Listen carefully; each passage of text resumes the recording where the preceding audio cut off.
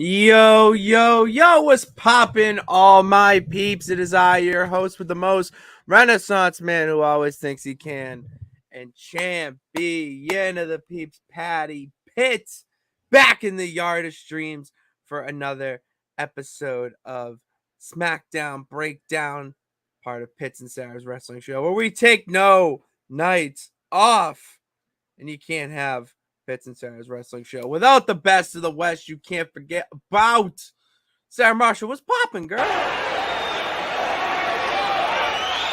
Hey yo. Hey yo. Hello. Hello. Hello. Hello. Hello. What's popping? How we doing? Oh my god. Great. Good. Dude, just like what? Nothing else? No. No. Just nothing going. Okay. Don't want to address the peeps in any way. What's on your mind, cracking? Because I can go. I have a lot on my mind, but I wanted to obviously and should. Okay, share it. Oh, I just been up since 4 a.m. All right. I thought you had today off. No, it was a scheduling issue. They thought a manager was off next week. It's the week after. So you're off your normal days? I'm off my normal days this week. So I was up at 4, and before I had to get up at 4, I had to watch SmackDown as kind of a second option because I had the fantasy draft, the Creators Stadium Rant League fantasy draft. Oh yeah, are you gonna be in mine? Yeah. Okay, I still have you in it because I actually reactivated my league. Okay. Oh, that's the one that was reactivated. I deleted some people from it, but I kept the people in that told me they wanted to do it, and I kept you in there. But yeah, because you asked me already. I said yeah. Yeah, I just forgot. You know, okay. I'm so popular, so like I know it's tough. It's tough in these streets. Yeah. So I had to draft my team last night and watch SmackDown, and I just knew what was going on, and I was like, all right, I got to rewatch this today. So that's what I did. When I came back home, and I'm so glad I did, because like, what? Just saying hi. Oh, hello. Because David. Oh, all right. Yes, SmackDown. I had to rewatch it after work today, and I'm so glad I did. And I wanted to kind of start because I did not think it was the greatest SmackDown of all time, obviously, but it was a very standard show for where they were. Like I understood what they were doing. It made sense for a tribute show for Edge, and the way the show was structured, they just wanted to get the people that would get the most cheers. They didn't really care about anything else to hype them up for that main event. I assumed that this wasn't going to be that great of an episode just because of it being so centered around Edge. So that's why I was like, I didn't go into it thinking that it was going to be the best SmackDown we'd seen in weeks, months, whatever. Just because, of course, if this really is the end for Edge, then yeah, they're going to show like tons of videos and they're going to dedicate like the last half hour to his match. So I always check the spoilers for SmackDown, so I know like, oh, can I wait and watch it? Because I don't take nights off, guys. I'm writing every single night. Yeah, so sometimes I just can't watch SmackDown on Friday. So I watched it today, and yeah, I just was like, like I watched what I really wanted to see, and even though I already knew what happened. But yeah, it wasn't one that I would be like, oh, I really need to make sure I watch the whole thing, because it was like, oh, it's okay. Like storylines were furthered, I guess, and it was a good episode for what they were trying to do. Like you said, like it was supposed to be for Edge, and they accomplished that for sure. So weird. It was very weird watching that as Edge's last hurrah. I don't know. We'll get into it. But we have to start out. Let's start with some positivity here. We're talking down this show, but oh shoot, Sarah, we have some breaking news. Oh, we have to share with the peeps. We are going to WrestleMania 40 in the city of brotherly love, Philadelphia, Pennsylvania. the champ and the best of the West will be there. And I'm so excited, Sarah. I could not. I mean, here's the thing, and I'll talk about the historic and whatnot, but I was talking about this today with someone in the office that it was weird buying the tickets because it was so easy. I didn't have to wait in any queue. I didn't have to do any of that nonsense. I was in line at Starbucks getting coffee for me and the guys back at the pier, and I just boom tickets, and it was over. I was texting David because I specifically woke up like 10 minutes early because you were like, yeah, it's 10 a.m. My time, so you better be up. I'm like, you realize that's fucking 7 o'clock, right? Like, well, get ready. I needed someone to keep me in check, so I was on the ball there. So I woke up 10 minutes early and yeah, I was on Ticketmaster and I told David I was a little bit concerned because you weren't like your responses were like there was a lot of time between it, and I stayed awake until like 9 a.m. and I still hadn't really heard from you. So I was like, all right, we'll just buy reseller tickets because I waited in the queue. There were 2,000 people ahead of me, and I waited until I got through. And there were some tickets that were ridiculous, but then there were some that were like $75. So like not that bad. But yeah, and then I went to sleep for like an hour and then I woke up and you were like, we're going to WrestleMania. And I was like, what? Like, I was so like, that would just throw you off. I was so confused because I woke up to like 6 missed text messages. I was like, what? Because I was trying to figure out where we're gonna what are we doing? Like, we obviously can't go floor. We're not there. But I wasn't going to be in the nosebleeds either. I was trying to find that. Well, we're in medium. the nosebleeds, but I mean, to be honest with you, I don't care though. My only question is, and I meant to ask David this, is I have to like look back and maybe when they were at 49ers Stadium because I'm concerned if they have those like giant like pillars on the outside, you know, and it has like the 4 on each side of the ring, and then they have that like giant screen. I'm like, if that's gonna fuck up my view, I'm gonna be so mad because it says like that it's not a restricted view, and I'm like, but maybe by the stadium standard it's not, but like if that's gonna block the view, then that's gonna irritate the fuck out of me because like technically that's a problem. Yeah, you know what I mean? No, it is. I just don't remember if they did that at if they did that when they were at 49ers Stadium. I'll have to look, but yeah. But anyway, I'm excited. I feel like it's not really hit me yet, and I think part of it is because one, I didn't purchase them, you know. So yeah, no, that was I felt it. Yeah, we were feeling it in that mega account, but and then also like, you know, I haven't booked hotel or flight or anything yet, so I'm kind of like, oh, like it's not real. But I am excited that it's WrestleMania 40 that's going to be our first Mania because I feel like I would assume, obviously we don't know, it's 8 months away, well 7.5 months away, but it feels like it's going to be one that's going to be bigger because it's WrestleMania 40. Like it's not WrestleMania 37, which is kind of like, okay, you know, like it's a new decade. It's like, yeah. So it feels like it would be significant. See, I was thinking about this because didn't last year kind of have that sense of it's a new era and whatnot? A little bit with the, you know, WrestleMania in Hollywood. And then the last time they're in WrestleMania in Hollywood, we had John Cena and Batista win the titles to launch a new era, essentially. Where I feel that we haven't got that yet with this era because there's still the bloodline to be wrapped up.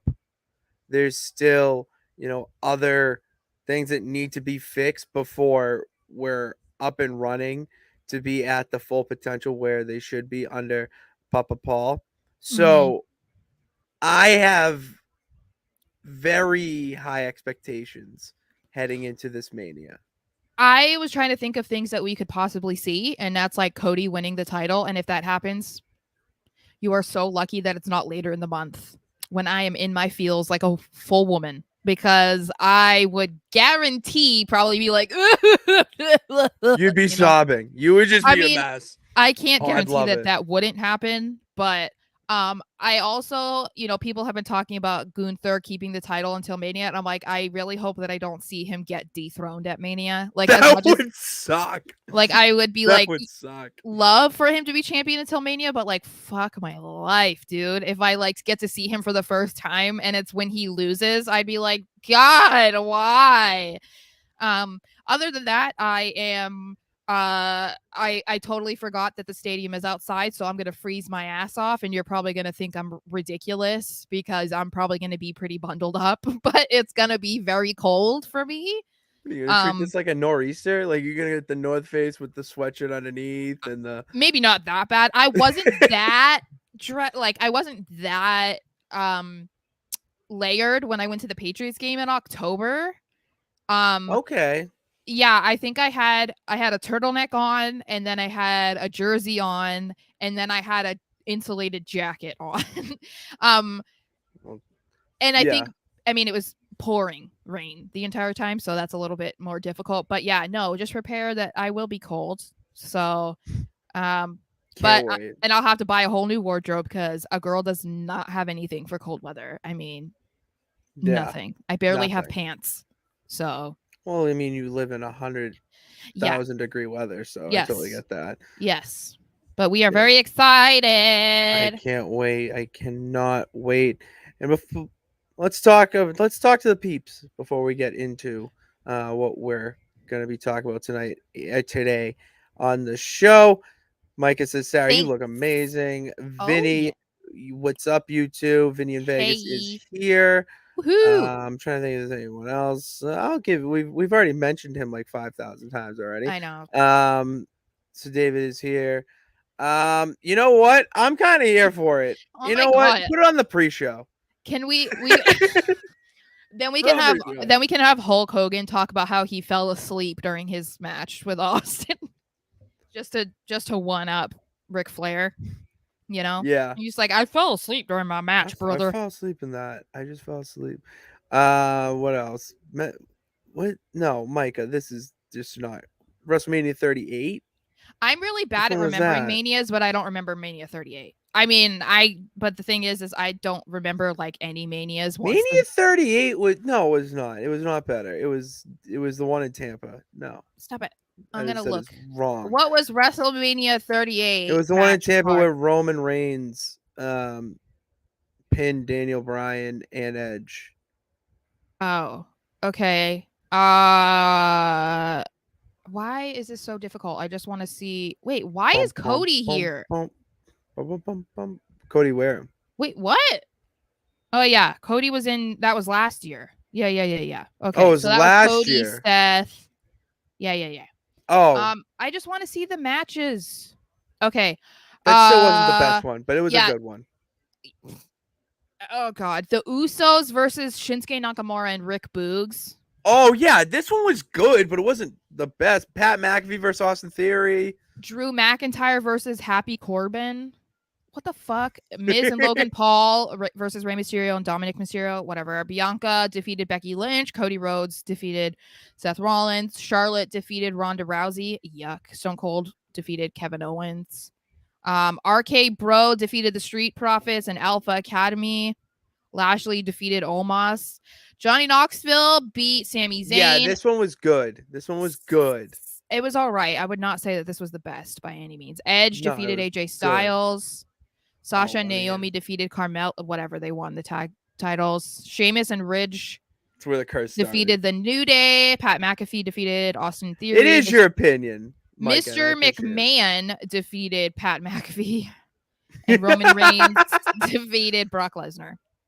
It's a good one. What's the best Mania then?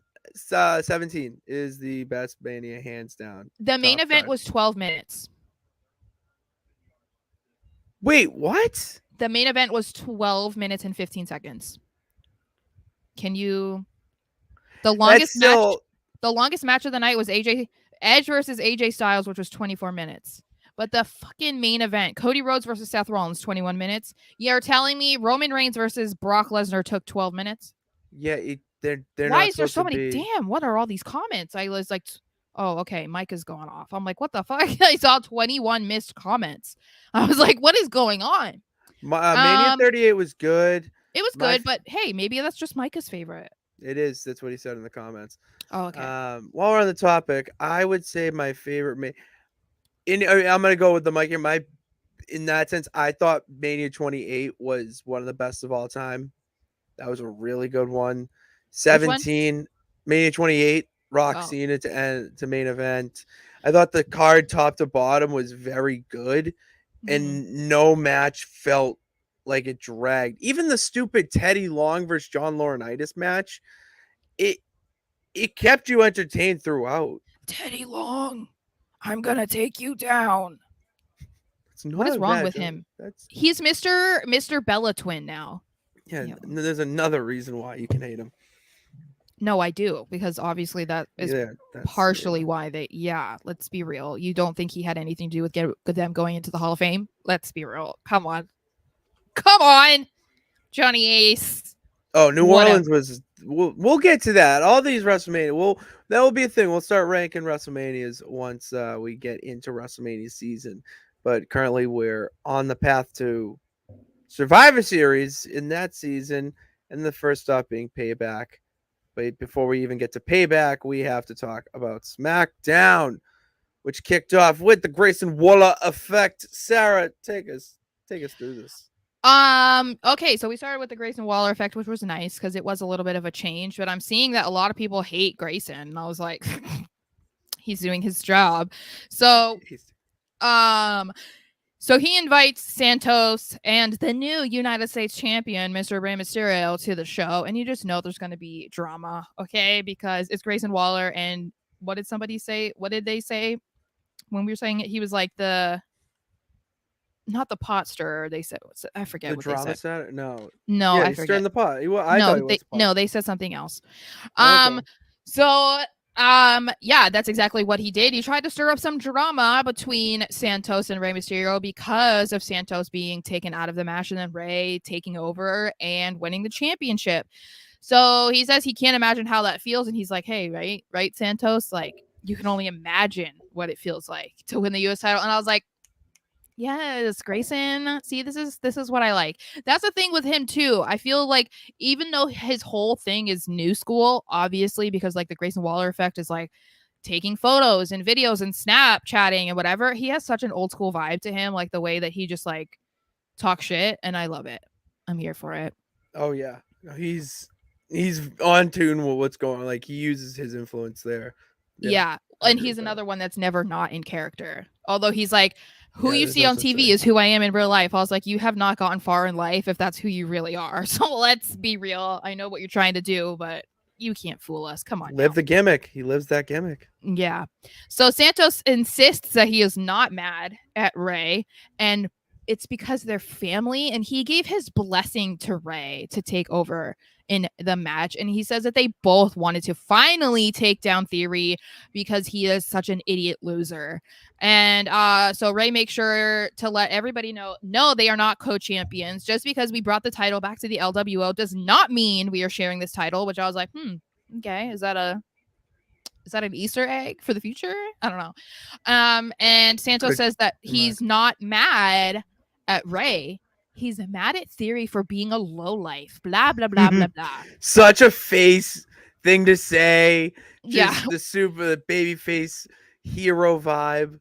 But also, why was he like in a full-blown like 3-piece suit? That's what they do. He's bringing the Phantasma back to, I guess, because I was like, I'm really confused because like Rey is just like chilling, you know. I loved it though. I just thought it was kind of funny. I love when wrestlers go all out in suits, like how Cody does and whatnot. I think it's just a nice old school look. Yeah. So then, of course, because he was being talked about and he has to follow the rules, Austin Theory decides that he is going to interrupt, and he comes out to congratulate Rey on winning. And he says, too bad that it wasn't for the Father of the Year award. And I was like, oh my God, I get it. Like, ha ha ha ha, good one, Theory. Ha ha ha. Yeah. Low hanging fruit. But it's also just like, can we move past this yet? Like, I thought this was done. Like, I don't even want to talk about this anymore. But anyway, he goes on and says, Adam Pearce is going to be coming out here and he is going to grant me what I deserve. And that is a rematch for the title because this is unfair. Blah, blah, blah, blah, blah, blah. So Adam Pearce comes out and he says, hey, Theory, no one wants to listen to you complain. And I was like, hey, you are right. And then LA Knight is like, me neither, but I'm here. Yeah. Yeah. And so he comes out and I would say I would assume from my recollection, second loudest pop of the night. If you just loudest pop of the night if you take Edge out. Oh, yeah, I'm not. When I say you can't put LA Knight to Edge in that. That's why I'm saying like outside of Edge, which it was kind of it was a cheat code ninja for card. Edge. It was a ninja card. And I feel like there's something that I'm kind of enjoying him doing recently is that he's soaking it in. I kind of like that because again, it makes him feel a little bit more human because he's another one that's never not in character really. And so when people are asking him, even in interviews, like I think it is just who he is to just kind of be nonchalant about it because I understand we're both Scorpios.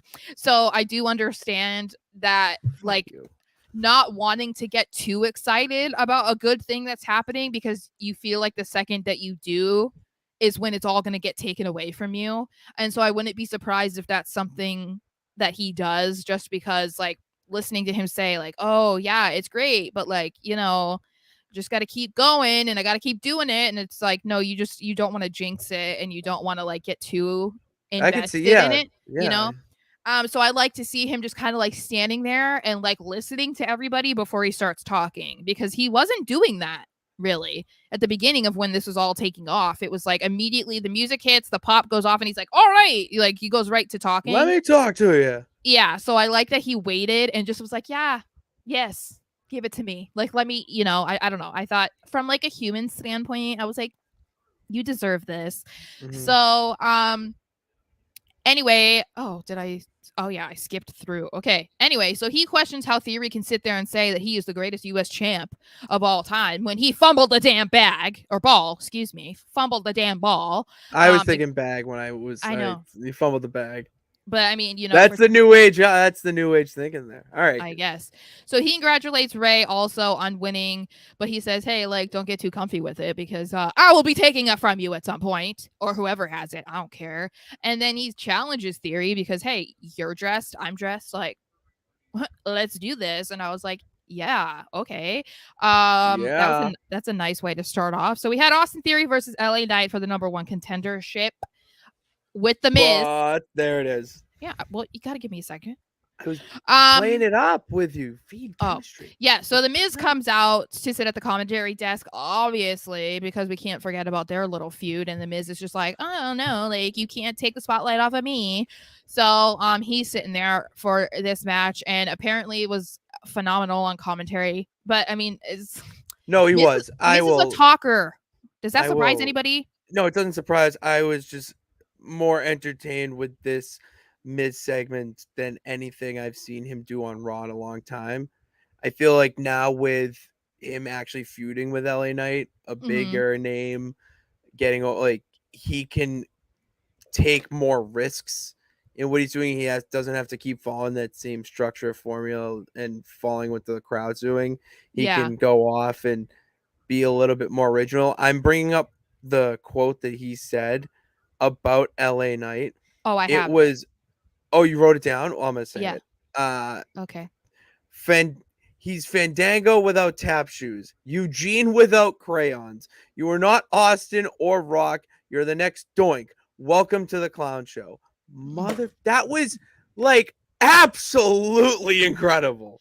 I think it's an interesting angle that he's taking too, because like it is somewhat unique because obviously he's like, you're just the flavor of the month, like you're the latest shiny toy that the kid is playing with, but he's also incorporating what people are actually saying about him, which is like, you are like what he said, the Attitude Era fanboy, you know, like he's bringing real life stuff in, which I think always makes a feud much better, and it blurs the line between, you know, fiction and reality. So I think it, you know, living in a social media era, everybody knows all of this if you're active on social media. So I think it kind of makes things just better, even for those people that are super in tune with social media. It's kind of like, oh, okay, this is a little bit more fun because like you already had some knowledge of what they're talking about. So I don't know, it just makes it feel a little bit different, like not as scripted,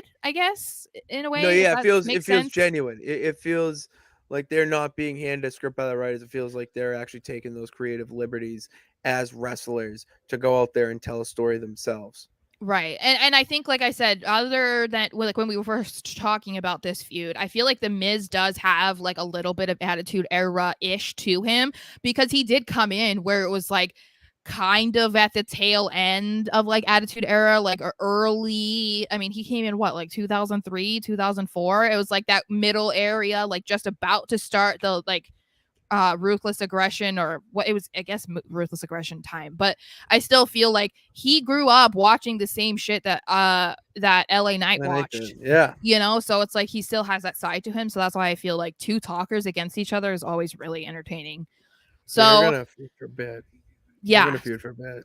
Yeah. So obviously this was a good match. LA Knight was actually dominant for most of it, which was cool to see. And Miz, of course, just continued to hype up their feud with what you were saying. And shockingly, he gets involved in the match. That's definitely not something that any of us could have Oh my predicted. god.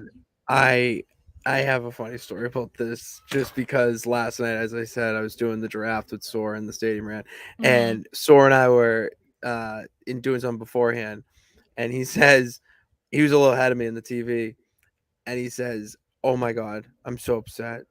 You got to see how this match ends." I'm like, I I already know. I was like, wait, what happened? I'm being optimistic. I'm like thinking something insane happened, and it's just the misinterference into the roll up. 1, 2, 3, So and he so it's like it was two. I swear. I'm like, oh my god, it wasn't. it's it like he wasn't. doesn't know the like cues. Like if someone's sitting Yeah. at the commentary desk and is not involved with both people in the ring, more than likely you're gonna see them get involved. So, oh, And he's just even like a and little baby. it's incredible. Like I don't. People would get so mad, I feel like, about that stuff, where I embrace it, and I'm just like, oh my god, please, like, because I want to like help you, like get to that point where you can just predict it yourself, and then you can come up with your own theories and whatnot. So Yeah, I it's think you're like the perfect person because I told you that like I wouldn't have the patience for it completely. Just good. because it's like I don't, it's like when we're watching, can you shut up? Like stop talking the entire time, you know? But it's like Sore, I couldn't get mad at him. You Like, can't. He's so innocent. you know. So innocent. So Theory gets the win from the distraction and the pulling of the tights. So obviously, you know, there was a lot of people that were very upset last night that LA Knight lost. But again, I am trying to stick to that optimism that we talked about with Tim, where there are clearly bigger plans for LA Knight. And plus, a feud with Miz is kind of It's a better big than going deal. for the US title, because I agree with, I think Tim even tweeted this, aka the Yeah movement. He was saying that LA Knight is kind of above the US title right now. So him going for it, like, yeah, maybe he could get the title because that's what a lot of people want right now. But as far as like where he's going and his trajectory right now, I don't even know that he even needs like a Yes. US title run before going for something bigger. So No, he doesn't. unless it It's was the Intercontinental, because Intercontinental is, because that leads into my point, is that Gunther has made the Intercontinental title mean something, where yeah. the US title needs someone to make it mean something.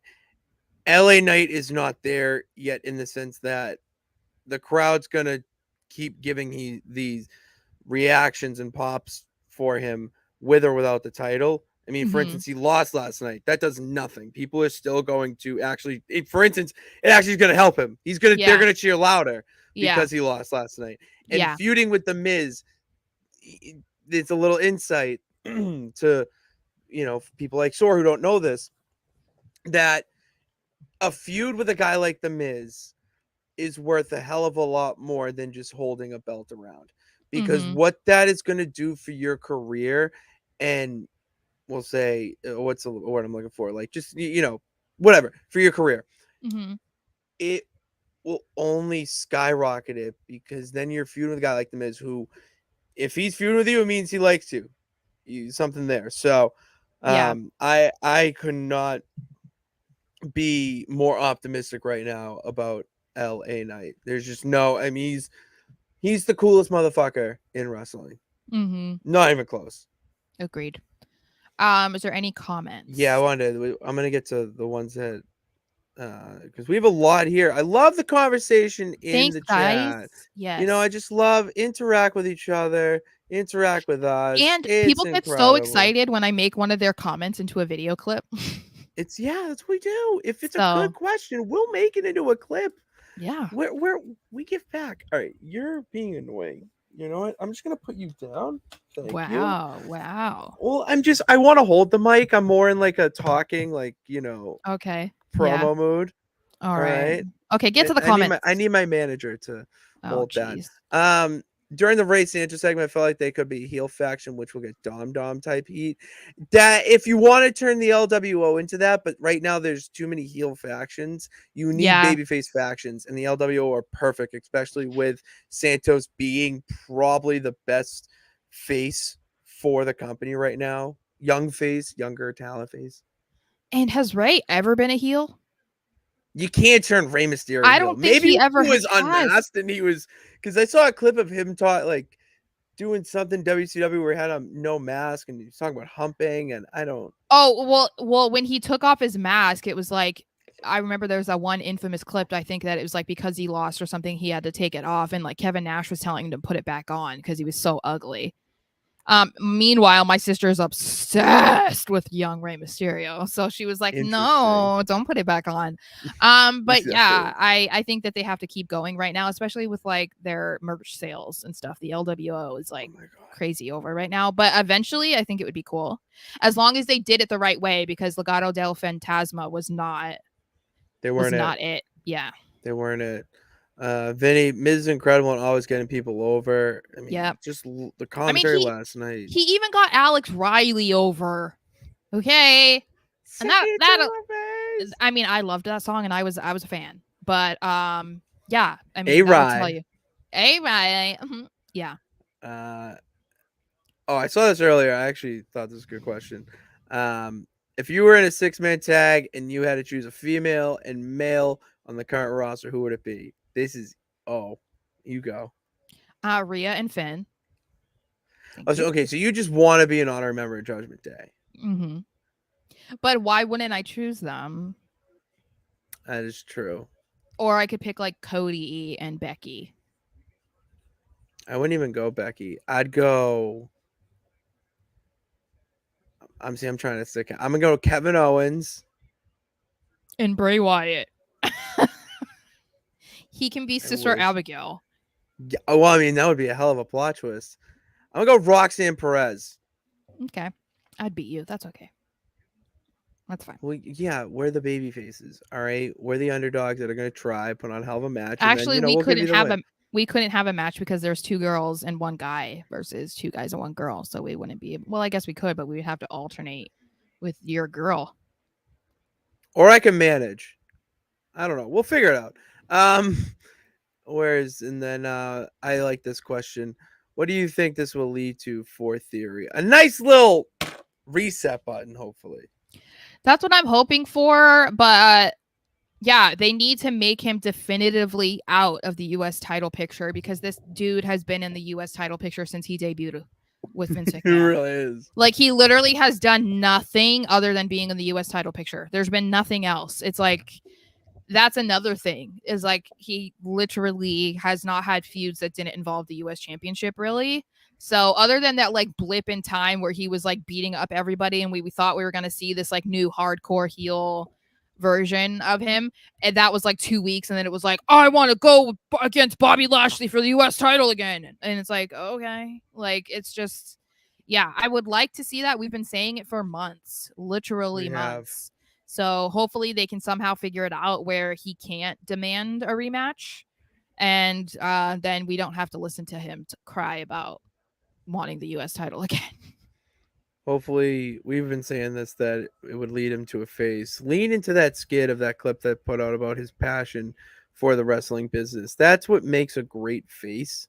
So Yeah. why not? And you already have the built-in story of Bill climbing back to the top with the whole Vince stuff and the U.S. title disaster, and basically just everyone wanting to beat up Austin Theory. So Yeah. why not just steer into the skid there? Mm-hmm. All right, I agree. and next one. Where did we go? Oh yeah, there it is. Oh, I didn't know what you're talking about, so that's why. Okay. We Anyway, so talked we got Damage about Control, Bailey, and Io Sky versus Bianca Belair and Charlotte Flair. So other than the fact that this was a long match, that was one of the things that I noticed, which was a long match. I felt like this was a really good match, actually. And best match of the night. I think it was one of their better matches, like involving all of them that I can recall. Like I even feel like this was a better match than what we saw at SummerSlam. Like, and I'm not being disrespectful. I just felt like this had more, like, I don't know. It just felt more fluid to me. Oh yeah, the four of them are just absolute legends, Yeah. or going to be legends, or whatever in the business. And other than that, I mean, it was like you said, it was a good match of the night, possibly, but I'm still a little bit confused about what they're doing because Charlotte and Bianca hated each other and now they're going to have them pair up again. I'm just kind of like, I don't really understand what's going on. But I mean, obviously they're great together, and if you can see Bianca and Charlotte wrestling, then that's fine. I mean, I guess I can't really complain about it. But then we did see Damage Control attack Bianca after the show, and what I thought was good about this is I felt like they're going like full throttle, at least right now, into making Damage Control more like bad, like more of a heel faction, because I feel like they were kind of just like teetering there. It was kind of like the PG version or like the G version, like rated E for everyone type of heel group, where it was like, I mean, I love Bailey, but like her just being like, you stupid idiot. It's like, that's not really like, you don't have to go around and do the where some of the women think that the only way to like come off as like a badass is being like, you stupid bitch. It's like, no, you don't have to drop bitch every 2 seconds. Like, yeah, but like they don't really let Io talk that much. Okay. They don't really let Io talk that much, and then when Bailey does, it's like Bailey's Bailey. So it's like I can't complain about that, but I felt like, yeah, this was like everything that they did, like from Dakota and Bailey coming out and like shoving it down everyone's throat that Io was the new champion, announcing her themselves, and then all the little shenanigans and stuff that they did throughout the match, combined with then essentially breaking Bianca's knee. I don't know. They shattered that shit. It felt refreshing to me because we've been talking about the direction of Damage Control for literally months at this point, and obviously they're keeping them together because we predicted that they were going to break up a while ago, and I feel like this is what they need to do. Like, they need to go and be this type of evil, because otherwise, I mean, you're not that entertaining, other than you put on great matches, but other than that, like, people aren't invested, and you're taking out Bianca Belair. I mean, people are going to care about that. And it could also lead to a reset to her being fed up and whatnot, that she turns heel and can finally coincide and start working with the Street Profits and Bobby Lashley. That's a faction I want to see really take over SmackDown. That's the dominating heel faction that you need to have just run one show. It's like a Judgment Day. They don't really have like a top heel woman on SmackDown. I mean, they have Asuka, it's supposed but to be Charlotte. Charlotte's not a heel. And yeah, I kind of saw bits and pieces of her being a face interacting with Bianca during that match. Yeah, I think it's supposed to be that she's a babyface right now, but then obviously the interactions with Bianca are still supposed to be like tension filled because they were both going for the title. Yeah, did you see But that? Did you see that like weird tag? yeah, That was like a no tag. it just doesn't make any sense to me. I I don't kind of know, like. I but thought it was a planned spot. Corey, if it wasn't, Corey Graves played it off tremendously. yeah. But basically it's Asuka, but even then, like, people don't hate Asuka. I think it's just like that they can't, and I think Can't part hate of it is Asuka. because they don't book her well either. They don't make it easy to hate her. I mean, it might just be American crowds. I don't Yeah, know, but I would agree with that. It's such a different crowd yeah, in Japan that you're not gonna even the pops of LA Knight and Cody Rhodes are not gonna compare to what you are experiencing over in Japan. It's a different breed. It is the yeah. mecca of professional wrestling. Yeah, so I think making Bianca that would be huge for her, but also for SmackDown, because I think she could take over that role really nicely. And a faction of Street Profits, Bobby and Bianca, please. Oh my That would God. be that would be absolutely incredible. That would be a cheat code. Like, that would That's a be ninja like, card. That's a ninja card. yeah, that's unfair. Like, who came up with this and why did you put all your money in on them? Because that's a completely unfair group of people. Um, but since we're Would talking about the you street, again? Would you, oh yeah, that's a good. Well, no, you can okay, put that up because I'm gonna talk about the Street Profits here. okay, Kind of alluding into Bianca. Add Bianca into this. uh-huh. Do you agree with me that we need more vignettes, backstage segments of them sipping cognac and in their suits and talking, about business and whatnot? I need that so much. Yeah, because that's something I wanted to talk about. So the Street Profits, it confused me a little bit about them coming out to their music and doing everything with the solo cups. Like, everything was the same. And I was a little bit confused because I'm like, okay, as we said when they came out and attacked the OC a couple weeks ago, I'm like, if you're trying to make the Street Profits into heels, going after the OC is not the way to go. And that's exactly what happened in this match. Is it was a very short match. The Street Profits took out the OC. If you're trying to get them to be booed, you need to put them against bigger baby faces. People don't care enough about the OC, especially minus AJ Styles, that it's not going to force people to get behind the OC. They're going to be excited because it's the Street Profits. And so I was confused that if we're supposed to like not like them or if they're supposed to be becoming heels, this didn't feel like that to me. Like I told you, it would be more entertaining if they did come out similar, like maybe even if it is the same music or maybe it's like a darker version, you know how they do that. um Yeah. it would be more entertaining to me if they came out with like wine glasses or like even just I don't know, even if it was like just a glass of whiskey or something, instead of the solo cup, because then it would feel like more sophisticated. And so it was like, we're too good for the solo cups now because we wear suits and we drink our whiskey in a nice glass, like that would have, Yeah.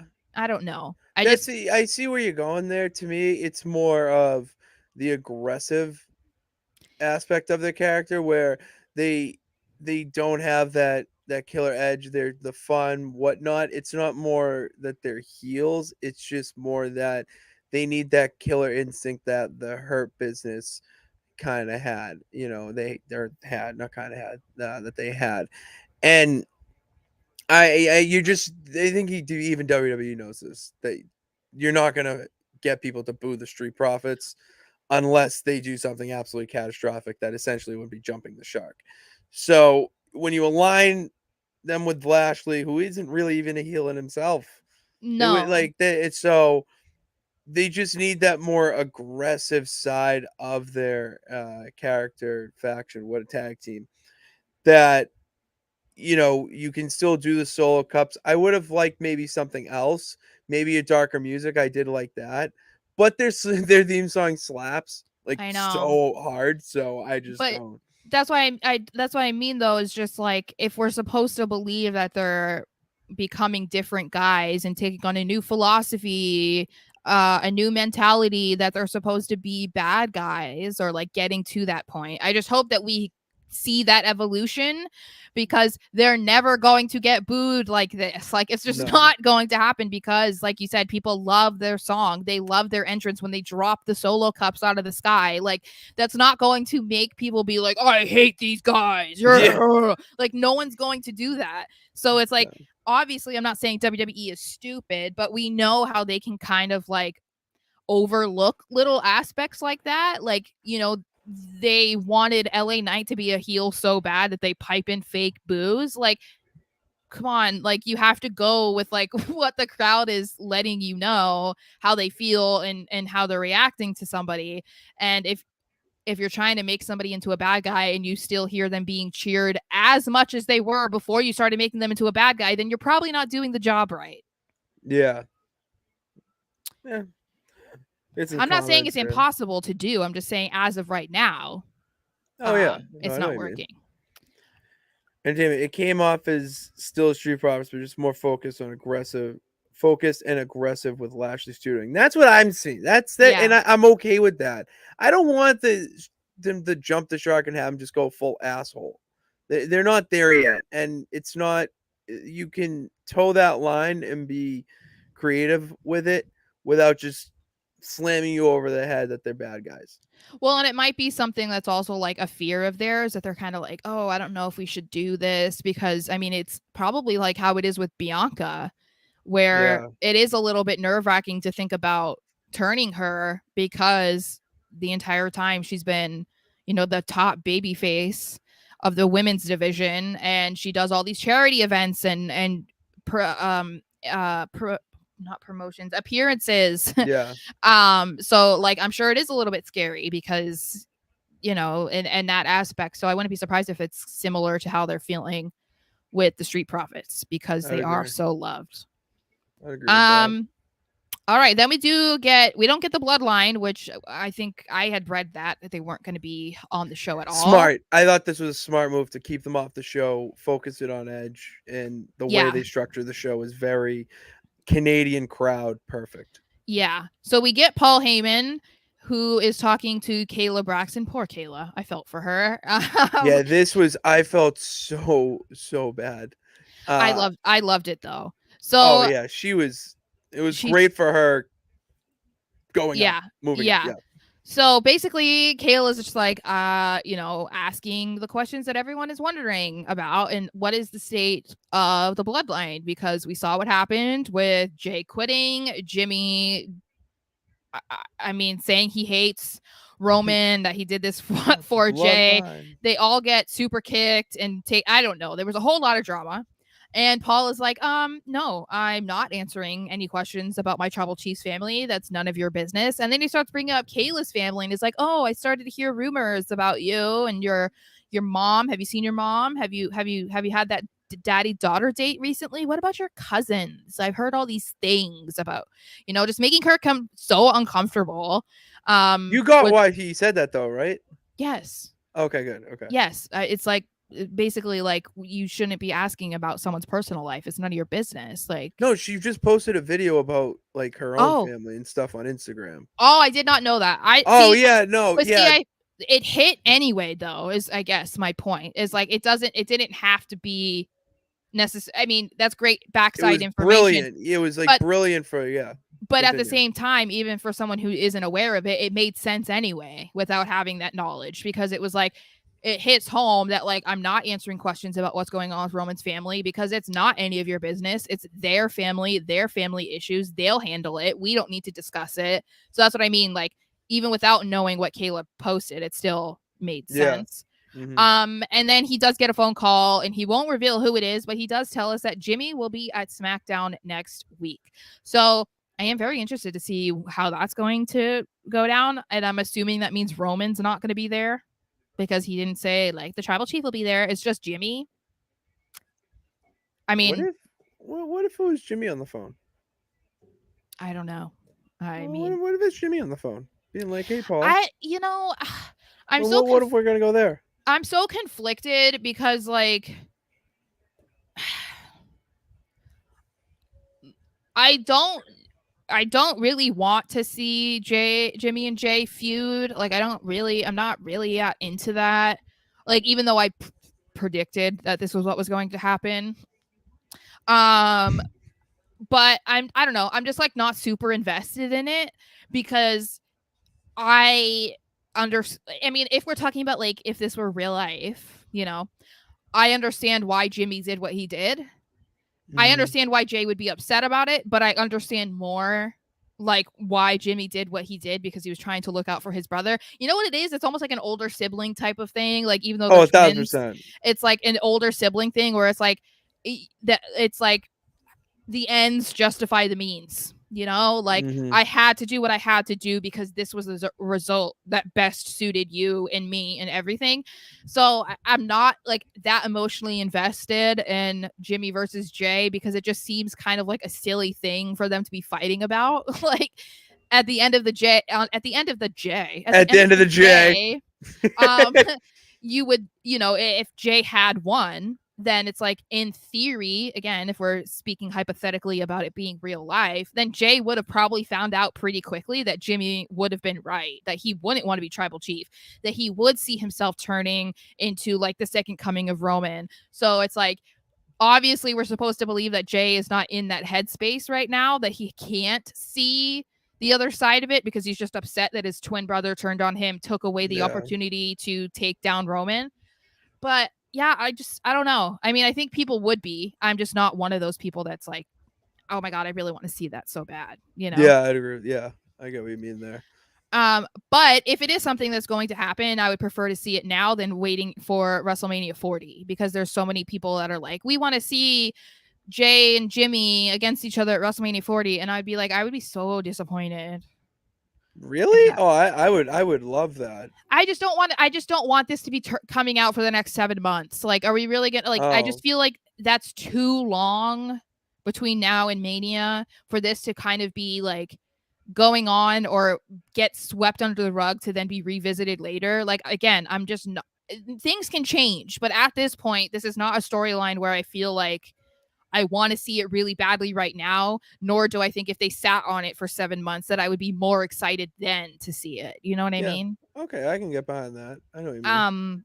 I mean, the only good thing out of that would mean that if they were against each other, it would likely mean that Roman was facing somebody else for the title. So that would be good because that means it could be Solo or it means it could be Cody. So that is one thing I definitely can get behind. But since we were talking about Edge and this whole episode was basically Edge down instead of SmackDown, clever. I know I'm so like wise and creative and unique. So Edge, Edge basically was this entire episode. So we saw several videos of them detailing everything that Edge has done over his career, including when he asked Bret Hart at Jerry Springer, right? Like of all places. That was Jerry Springer? I think so. Wasn't it? When I think so.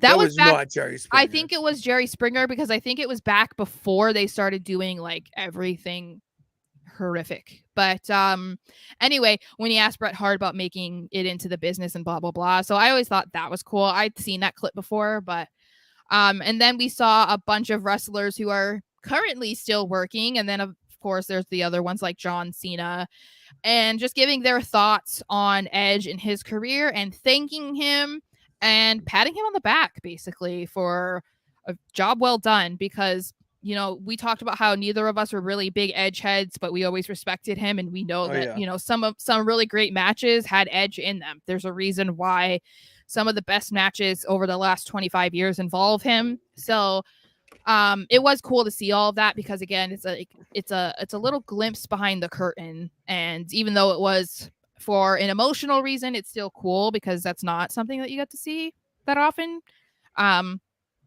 We did you have something to say? Sorry. I just did with Edge.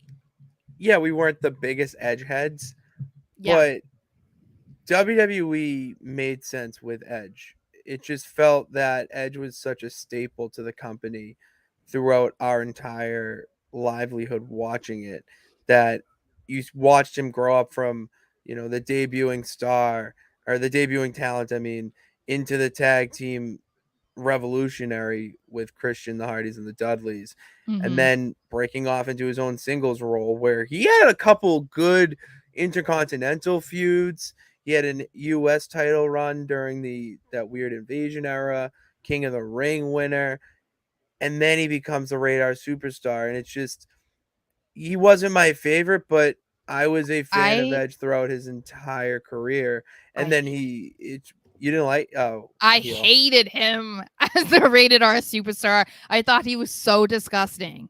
Like I hated Well, he was him rated R. so much. Oh my god. I mean, and I was pretty young for like young, I would say preteen teenager when he was like rated R, but he just had such a douchey vibe that I was like, ugh. Like he's just ugh. Like to me, he was like him and Randy Orton made so much sense when Oh, they Rated were RKO was yeah, awesome. but that was because they were both the same human beings at that time. They were both Basically. such douchey dudes.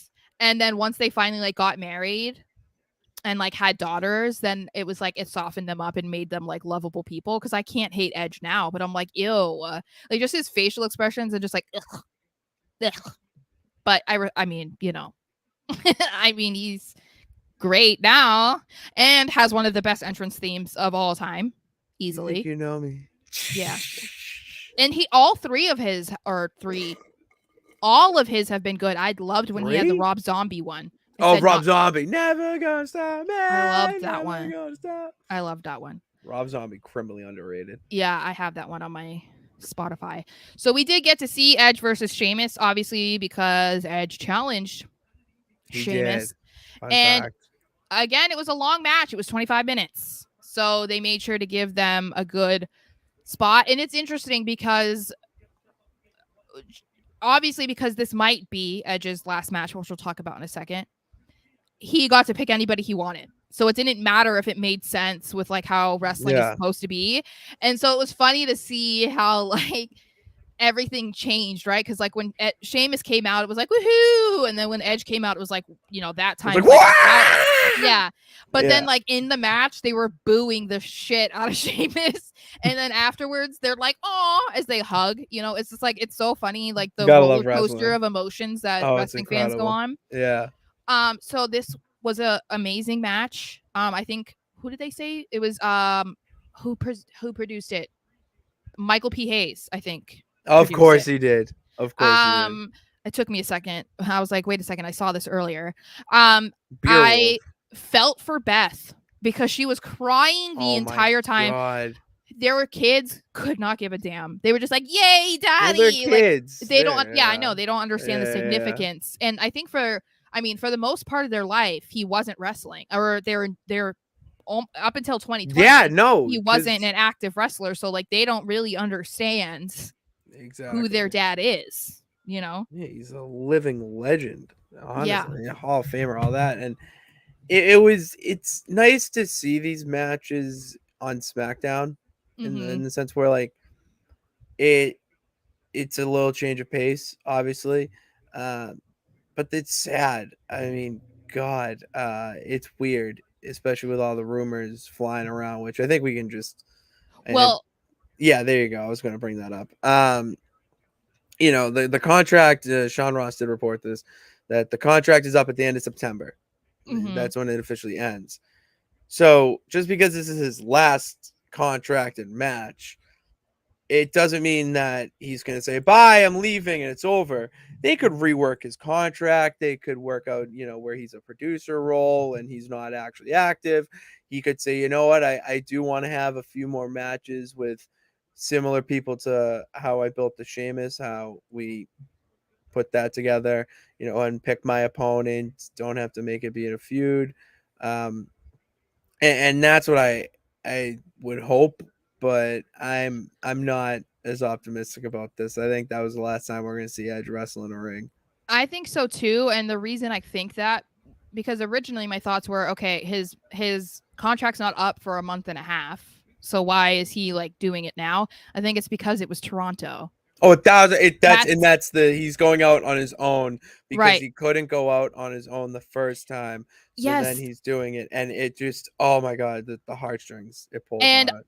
it's funny because I think it was when the match ended. It's like I told you, I said I'm not like this big Edge fan, but it made me emotional, and I think part of it is because watching somebody have to end something that they're so passionate about. I mean, he literally grew up wanting to be a WWE superstar, and All I want to do. I can't imagine that he ever could have dreamt about how that would have gone for him, because you have dreams like that as kids. I mean, people dream about being like a firefighter and stuff, but you never accomplish that, or if you do, it's not like the most significant, like crazy outlandish type of way. And it's like, yeah, maybe when you're a little kid, you're like, I want to be a wrestler and I want to be WWE champion, but you never actually do that. And it's like he did that time and time and time and time again. Yeah, and exactly. I think the reason I got a little emotional for him too is because I feel like, and it's something that we're familiar with football, that when you have to hang it up because of an injury, I feel like it's almost easier because there's no other option for you. Like, you have no control over the fact that your body just can't do it anymore. So it's like, it's hard to accept, but there's literally nothing you can do to change it. But I think that's why it makes this moment so much more difficult, because Edge probably still could keep going, but he knows, like, okay, I'm nearing like 50. I want to see my girls grow up. I have a wife. I have other opportunities outside of wrestling that don't involve me being on the road however many times a week.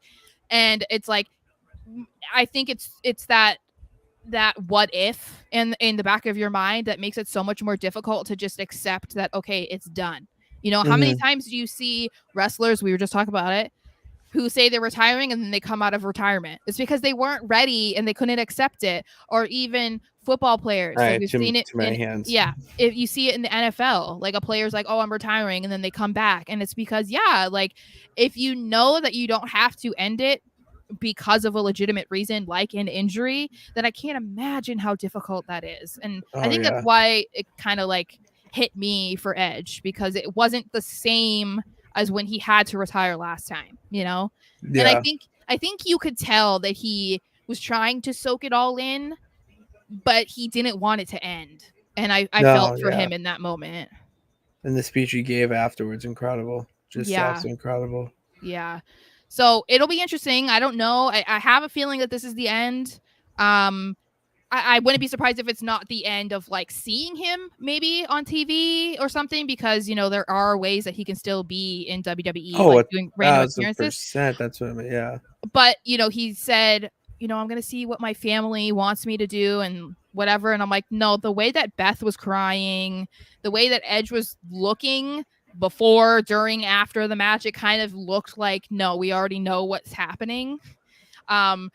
And maybe it was probably the decision that they made beforehand, but then when you're in the moment, you're like, yeah, we're not done. And it's like, fuck, yeah, no, we already decided that I'm done, So yeah, I think it will be the end, which is it's unfortunate, but I mean, he's had one hell of a career, and I mean, the fact that he even returned at all is like worth celebrating, because we wouldn't be sitting here right now talking about Edge, like, if he never came back 3 years ago. So it's crazy. It's crazy. It's really crazy. So that was SmackDown. SmackDown was Edge's last time in a ring. Crazy. I'm sitting back thinking and about how I'm sitting back thinking about how just guys like Cena, Orton, Edge. I mean, even Triple H. I know it was a year or two ago, but still. Well, they're ones that didn't really ever get. Triple H deserved at least one more, like a little bit of a I think he would have, but his health, like, his neck, he can't. No, it's not his neck, his heart. It's his heart. His heart. He almost died. No, I knew he almost died. I didn't know it was his heart. Like, he literally, his heart was working at like a 20% or something. Like when he got to the hospital, they were like, "You're lucky that you're here because you were going to die." Like his heart was only working. It was something like a 20% out of 100, obviously, at capacity. So it's like I think he has like I don't know if he has like a defibrillator or something. He has things in his heart like he literally can't do it. So that I think we wouldn't have seen the end of Triple H had that not happened. If he was able to go and that never happened, I think we would have gotten that. But he literally can't, So, but with Cena, we didn't really get a farewell. Randy, we don't know yet. Like, it kind of sucks, Like, it's good that Edge is in a space where he can have that farewell on his terms and how he wants it. It sucks that some of these other guys won't get that opportunity, or maybe they just don't care enough. Like Cena doesn't seem like the type of guy that wants to make something about him. So I think having like the 20-year celebration of Cena in WWE was like, okay, that's my celebration. That's it, Agreed.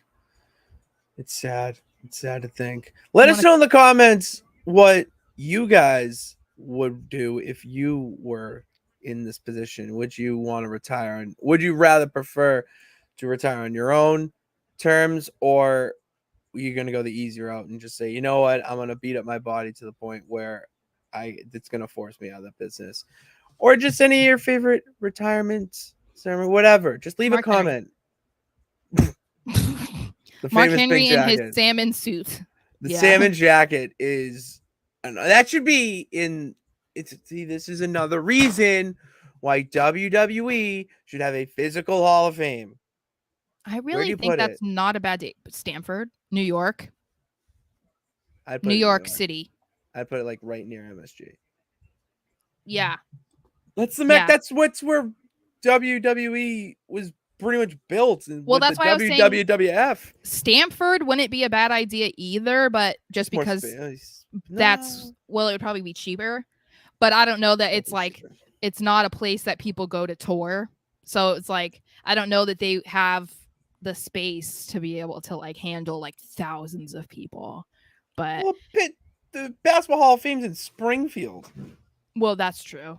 I feel like that is a bumfuck town. When you think of Stanford, you think of WWE. So I agree with that. I mean, it's Stanford or New York City. Yeah, right near MSG. So, yeah, I would love that. Let us know where you think you would put a physical WWE Hall of Fame to hang up the big old salmon jacket that Mark Henry wore during his punked retirement ceremony. And that's SmackDown. That's SmackDown Breakdown. Thank you for everyone who tuned in to this episode. Make sure you hit that subscribe button and bell notification to know when we go live. We got the weekend. I'm going to turn on. We got the Pats on right now and Collision. Oh, yeah. I'm going to go watch that. And we'll be back on Tuesday for the Raw Rewind. The Patriots scored a touchdown? Yeah, Source texted me. I got it on TV, Bezos, and I'm just trying to wrap up the show here. So go. Okay, so hold on. Patriots scored. Physical Hall of Fame. Subscribe. Hit that bell notification to know when we go live. And if you don't have the hour and 8 minutes to hear us talk about the entirety of the show, we clip all the segments up, and they are in the archives for you to check out. Help us get to that level of being paid for the super chats and whatnot. And then help us grow to get to 1,000 subscribers. That's the next goal. What do we have? We're at like 800 something. 877. 877. Come on, guys. Let's get us to 1,000 subscribers so we can launch this thing full time. So I don't have to get up at 4 a.m. And I can make this my main focus for all the peeps out there. And then if you want to follow us on all the social media platforms, well, just go check out the links in the description because I've already been rambling on too much. And the Patriots are playing actual football. So thank you guys for tuning in.